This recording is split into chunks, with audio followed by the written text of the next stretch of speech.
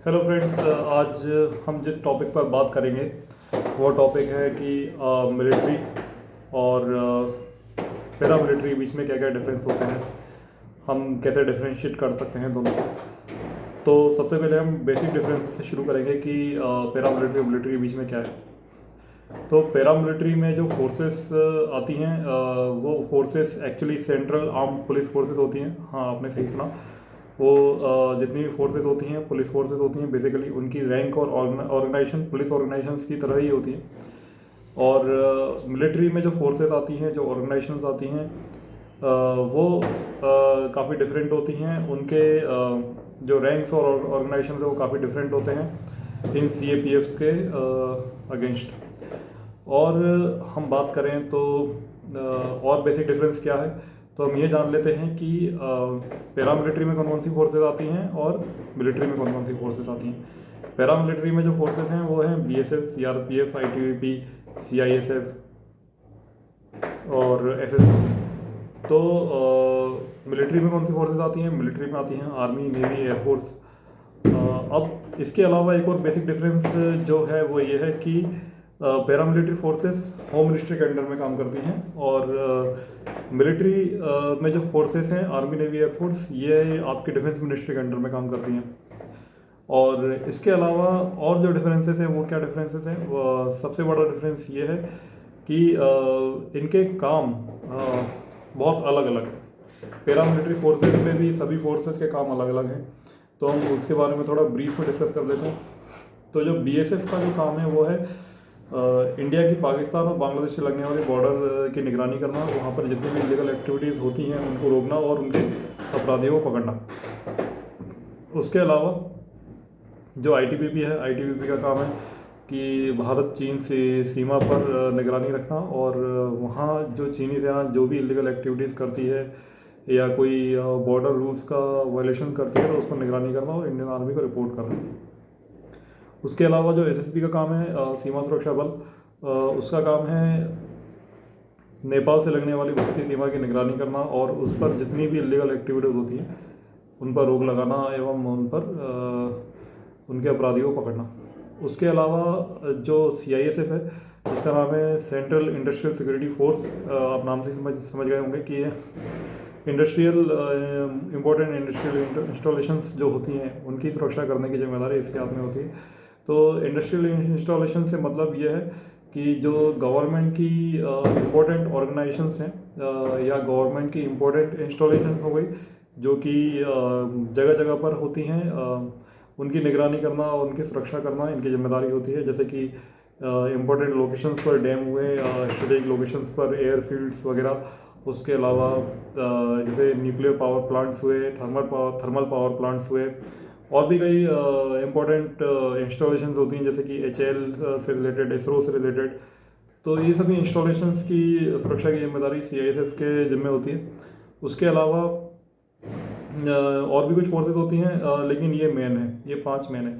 जो army, navy, air force का काम आपको पता ही है कि आर्मी का काम है जो एक्सटर्नल बाय लैंड थ्रेट्स आते हैं इंडिया के लिए, उससे डील करती है। उसके अलावा नेवी बाय सी जो थ्रेट्स आते हैं इंडिया के अगेंस्ट, उससे डील करती है। उसके अलावा जो एयर्स बाय एयर जो भी एक्सटर्नल थ्रेट्स इंडिया के लिए आते हैं उससे एयरफोर्स डील करती है। तो ये थे बेसिक डिफरेंस और मेन डिफरेंसेस।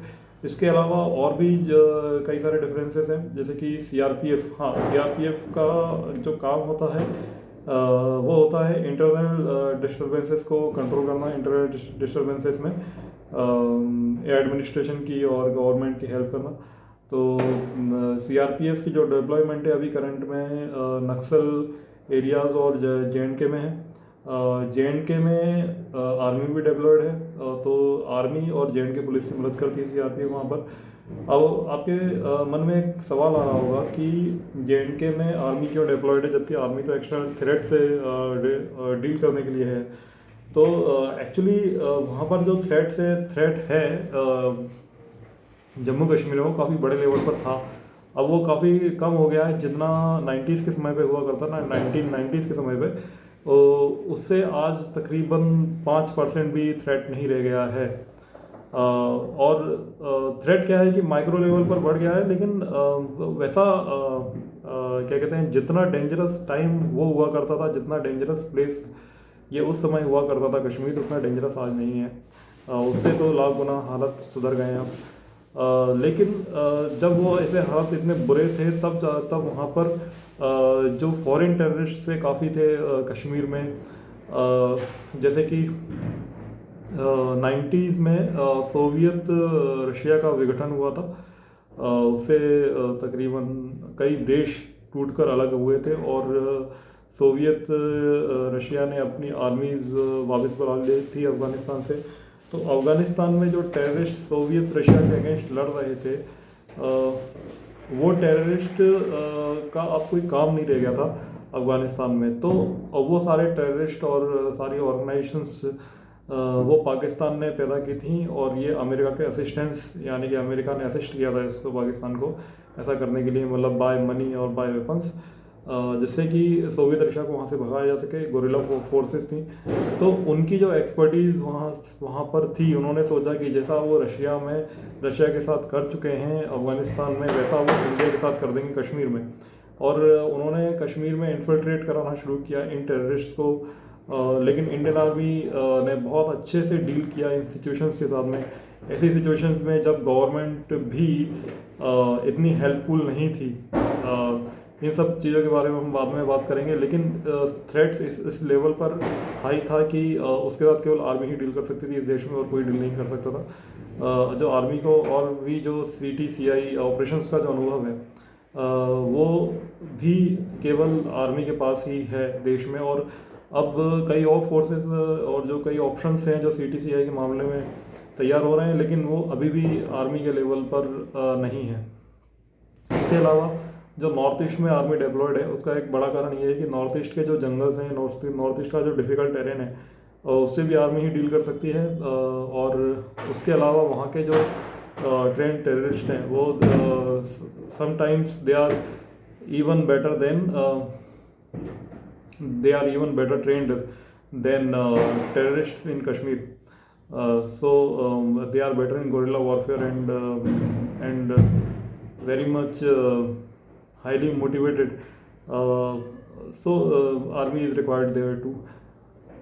So ये जो situations हैं, ये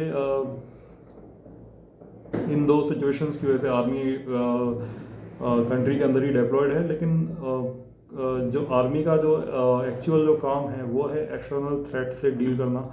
और आर्मी, हमारी जो इंडियन आर्मी है, हमारी जो नेवी है, हमारी एयरफोर्स है, ये इसमें बहुत काबिल है ये काम करने में। आप सभी को मेरी तरफ से जय हिंद और दीपावली की बहुत बहुत शुभकामनाएं। भगवान आपके घर में सुख समृद्धि लाए और आपको खुश रखे। धन्यवाद।